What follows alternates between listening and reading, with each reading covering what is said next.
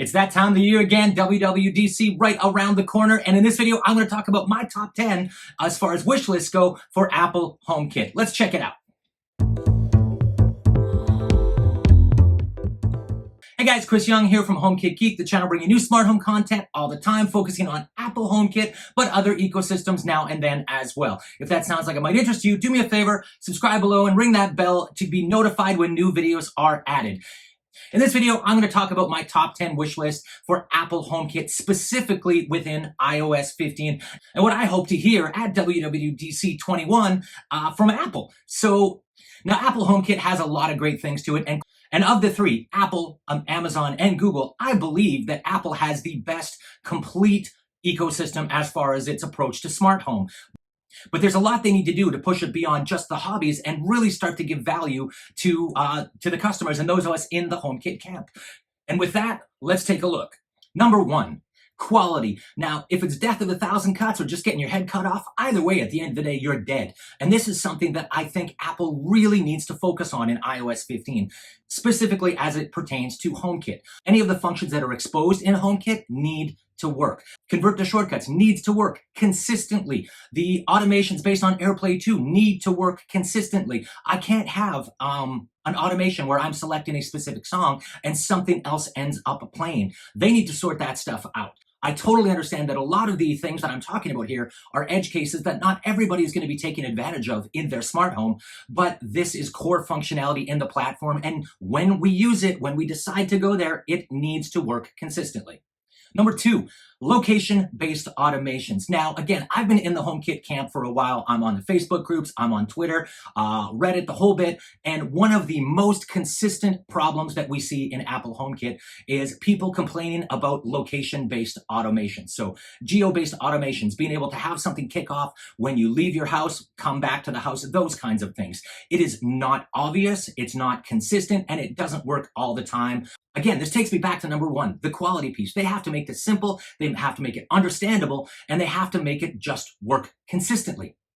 Number three, Home app needs to become more powerful. The native Apple Home app, which is the gateway drug of how a lot of people come into HomeKit, it doesn't do everything that HomeKit can do. Now, on one hand, I absolutely appreciate the fact that Apple has left a lot of room for third-party developers to be able to give us other experiences, the Follow the Sun app, the entire Aaron Pierce, the Infinity suite of home apps that he's given us, controller for HomeKit, Home Plus 4 or 5 or whatever they're at now. All these apps are absolutely awesome, and I love the fact that they are there to give us a different experience so that I can choose. But that being said, we still need to be able to do the basics within the Apple Home app. There is absolutely no reason I should have to go out to the Home 4 Plus app or the Eve app to set up a trigger that just isn't available within the Apple Home native app.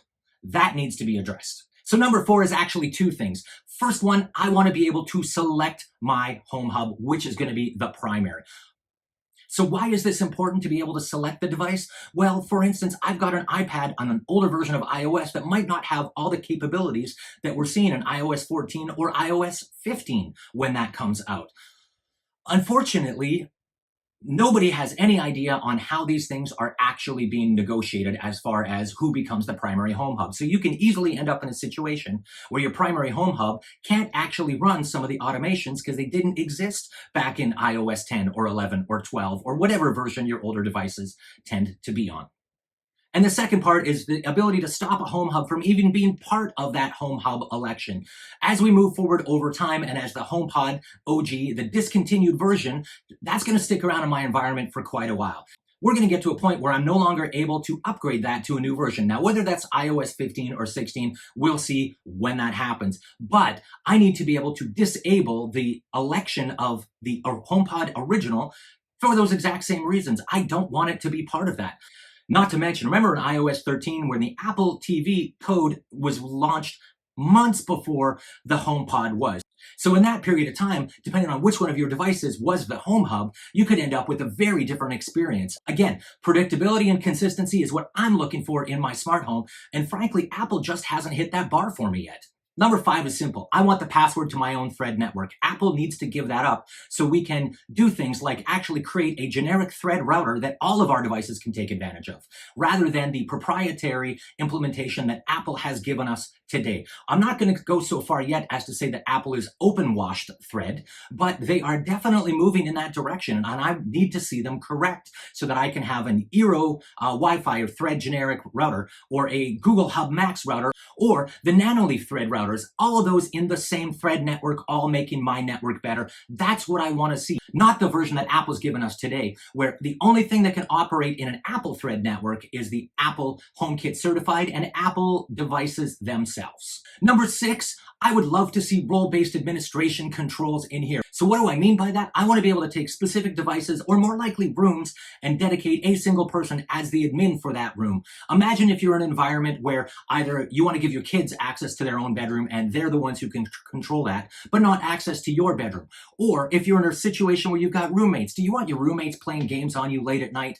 Nobody wants that. We need the ability to have more granular privileges and assign different rooms or devices to different people. Number 7 on my list is facial recognition-based triggers.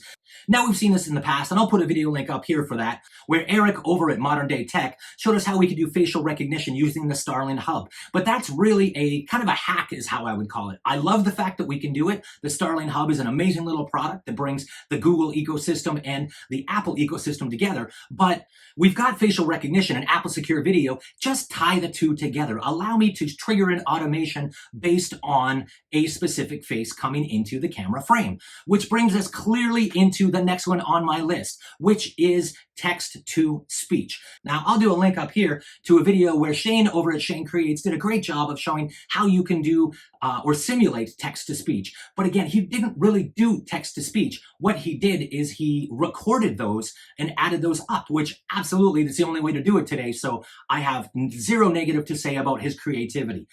But in other ecosystems, you can simply type in what you want your digital assistant to say, and it will say it. For instance, if I was able to take the facial recognition and tie that to the text-to-speech, I could have my smart home actually say, "Hey, Chris, welcome home," based on whoever got identified. Whether that's my kids, my girlfriend, people that I don't know. If it's an unknown person, I could actually have my smart home do some more interesting things, saying, "Nobody else is home. What are you doing in this house?" Those kinds of things. Lots of possibilities here. They just need to open it up. So number 9 on my list is U1-based automation. The U1 chip, which is Apple's implementation of ultra wideband, is what makes the AirTags work. It allows it to do this really cool directional-based Find My features, all those kinds of things.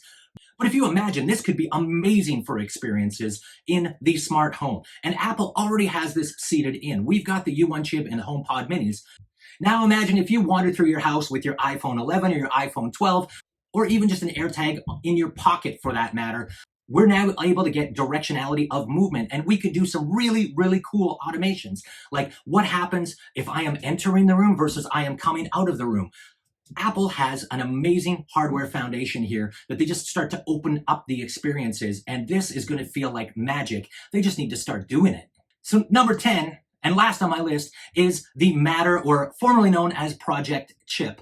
I need Apple to give us a clear statement on what they're going to be doing with Matter. So I've been around standards organizations a long time, and right now there are a ton of unanswered questions in my mind around Matter. I have seen all the same marketing blogs and all that stuff that everybody else has, but having been around in the technology space where we've been around standards for 20, 25 plus years, there are a lot of questions here as far as what's the transition going to look like. Are we going to need, in addition to the Matter certification, HomeKit certification to be able to work in an Apple HomeKit home, or is it just Matter? Is there going to be differences between the Matter HomeKit devices and the traditional Apple HomeKit API devices? Are we going to end up with differences in automations? Who knows? I have no idea, and no one else does either, and that's kind of my point.